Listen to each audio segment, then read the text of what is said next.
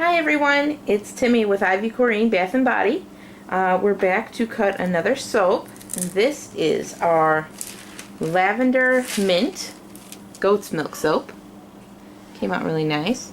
It's a little darker than what I would normally have because I did use the condensed goat's milk instead of the fresh, but it's what I had and I wanted to use it up. So next time if we have to remake this, I will probably just use the fresh, and that would lighten this up. But I still like the way it turned out. I think it's very earthy looking.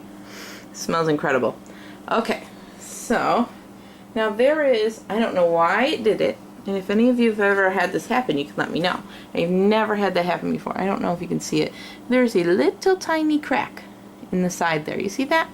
It didn't crack anywhere else, and it wasn't cracked when I unwrapped it. It cracked sometime last night while it was sitting out to dry, and I have no idea why it did that. So I'm going to cut it so that I cut that part off. But yeah, never had that happen. I've had the soap crack before because it got too hot, but never just in one little spot. So we'll cut it off and hopefully everything else will be fine.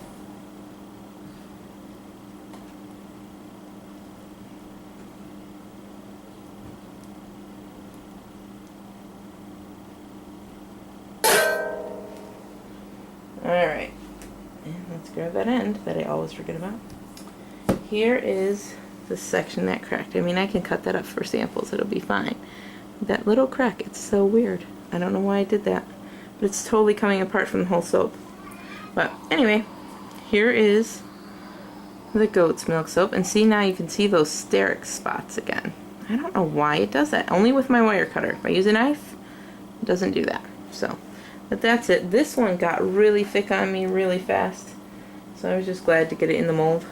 But the swirl came out okay. It's spoon swirled, but it was really, really gloopy. And my husband was standing nearby, and he always starts having a panic attack when it gets gloopy. I don't know why. I'm like, it's just soap. If it, doesn't work, we'll do it again. And you learn from that. And with soaps, when you haven't worked with one particular fragrance. I've worked with both of these fragrances that I put in here, but never in a combination, so that could be why. That came out nice. It's got a nice little swirl on there. But it sped up really fast. The lavender that I used normally doesn't do that, and the mint that I used doesn't normally do that, but apparently together they do that. So I'm just smoothing out all those little steric bumps. And like I said, they go right back into the soap, and then it's like they were never there. So, but that one came out very pretty. I just like the smooth texture on there, and I don't want to take the time, honestly, and to, like, can't think right now, to plane my soaps. I like the way they look when they're just cut, and some people, they're bothered by that and they want to plane them. That's fine. I don't. I just don't plane my soaps. So, but I want them to still be smooth. So, even sometimes if you don't have the bumps, like this bar isn't bad for whatever reason. It didn't really get the bumps on there, but I'm going to smooth it anyway because it smooths out the whole soap. It makes it very creamy feeling.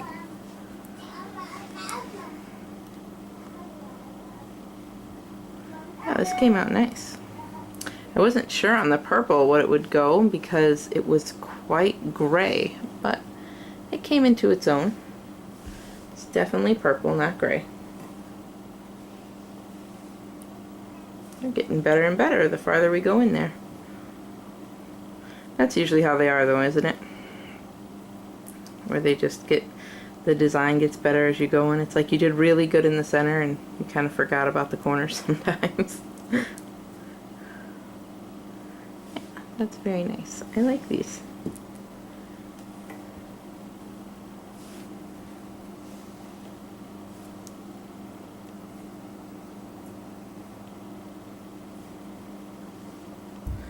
Sounds like the kiddos are getting up, so it could get a bit noisy in here in just a minute. I tried to do this before they got up, but my little one got up at 6. So, and I got her back to sleep, and then she woke up again. And then she went back to sleep, and then she got up again. So, sometimes you can't win. Just gotta work with them. If you notice in here, the white is a lot lighter in there, and then it's getting darker on the edges, so it will all turn this more caramely color. It won't stay that light in the middle because now it's getting its air exposure. So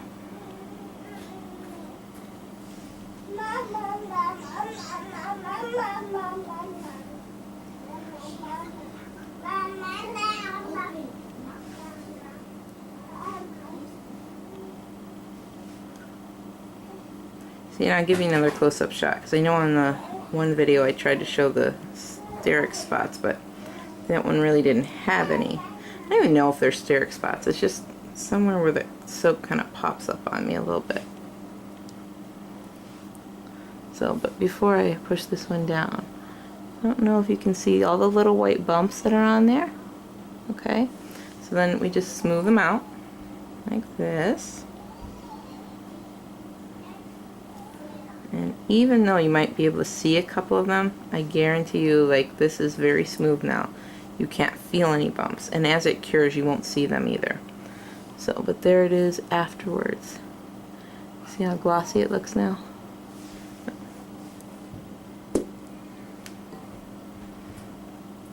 I'd never put lavender and mint together before. I don't know why. It smells insanely good. But I actually had a request from my pastor's wife. She likes my soap, and she asked if I would put that together because those are a soap she had had before, but she said she just loved the smell of. And I said, okay, well, I'll try it. And I put it together, and I was like, wow, that does smell really good.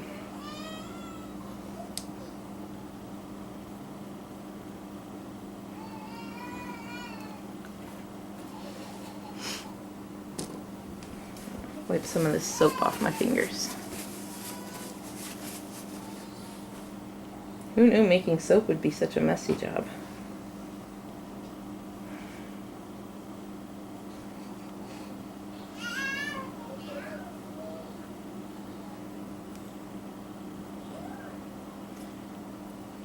I like that side. Almost looks like a star in there. Came out nice though. And I will bevel these.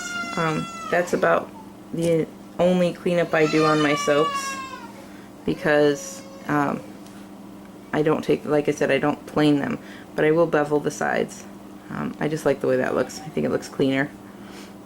Gives it a nice finished look. I never used to do that, but my soaps always had more of a rustic look to them. I didn't use a lot of colorants, but I've changed it, and I like the way this stuff looks now. There's another one. That came out nice. Yeah, like I was saying, my husband, he gets all scared when it gets thicker like that, and as I'm spoon swirling this one, he's literally staring at me like, giving me the eyes like, you need to stop, it's too much, stop swirling it. Because when he sees the top, as it starts to kind of muddy a little, he thinks the whole inside of the loaf, like you're not going to see any definition between the colors. And I'm always telling him, no, it's not, doesn't work that way, you know. When we open it, you're going to see there are definite, you know, color differences in there. But he always has a panic attack. He likes it when you pour it and it's like pouring soup. Like that's what he likes, because then he knows it's all in the mold. He knows there's not going to be any chance of air bubbles for the most part, you know, and so on. He gets panicked. But I always tell him, you know, it's soap. You know, what's the worst that's going to happen? It'll be ugly soap? Okay. So that came out really nice. Love this side. Almost looks like a little face in there. My daughters always do that, where I'll cut a soap and then they go through the pieces and they're like, oh, this one looks like this, and this one, it's kind of like finding images in the clouds. That's what they do with the soap. My oldest is 10 now, and she loves helping in here. It's hard for me because, like, I have to stop looking at her as being this little kid. But that is hard because, you know, she's my little kid. But she definitely can help out more, and I need to give her that opportunity because she's willing and she wants to. I just need to find some jobs that are a little better for her. If you guys have kids at home and you let them help you out with stuff, what are some jobs that you give them? I know I let them mix colors sometimes. Like I'll put the colors into my oils in the cups and then they'll use a little mixer to mix that up. I made the mistake of letting my 5-year-old do that once, and I was wearing color for a while, but that's okay. Okay, so this is our last end here.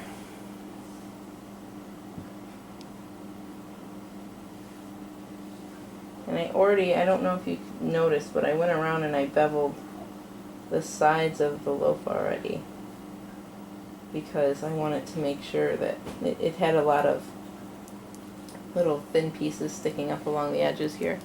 So I just took all that off with my peeler, which I have tried so many peelers, and actually the one that I love the most comes from Pampered Chef. That's the peeler I only use at home. I don't know why. I'm spoiled, I guess. I don't know. It's like a $3 peeler. It's nothing crazy awesome, but I like that peeler. It works for me. So I tend to use that. I tried using, I bought a bunch of different kinds of peelers, you know, more expensive ones and cheaper ones, and I don't know, I just like the Pampered Chef ones. It's the only one I use. I was just looking at this like, why is this piece so small? This is usually bigger, but I forgot I cut this one kind of wide to get that crack out of there. So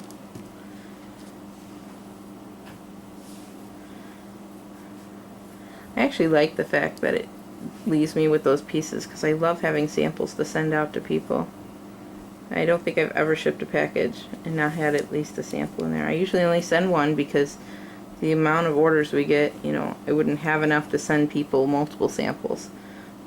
Sometimes I do if it's a huge order, but a lot of orders I get, it's like 1 bar at a time. I'm not going to send somebody 3 samples for 1 bar of soap, but I try to, I don't know, I mean, I don't know people, but I'll try to look, like if it's a guy, I usually will send them a men's sample, but that could come back to bite me, because a lot of times, as much as it's a guy's name, it could be the wife just put her husband's name down to order it, because she orders everything under his name, because maybe it's his credit card or whatever. So she's getting shave soap samples or whatever. But who knows, maybe he'll like them anyway, and then obviously there is a man there, even if he didn't order the soap for himself. I got one guy contacted me and said that he had gotten the soap for his wife as a gift, and I had put it was his name, so I sent him a shave soap. He's like, but it was a bonus because I got a sample for me, so I got something out of the deal too. So that was kind of neat.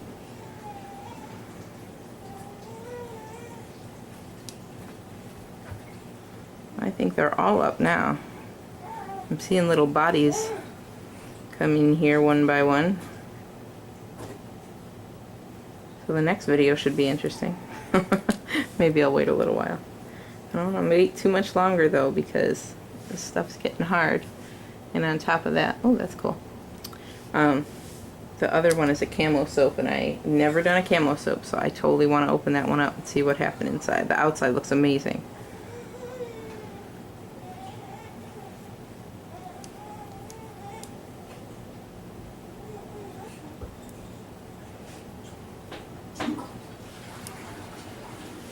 Well, that's it for this one, folks.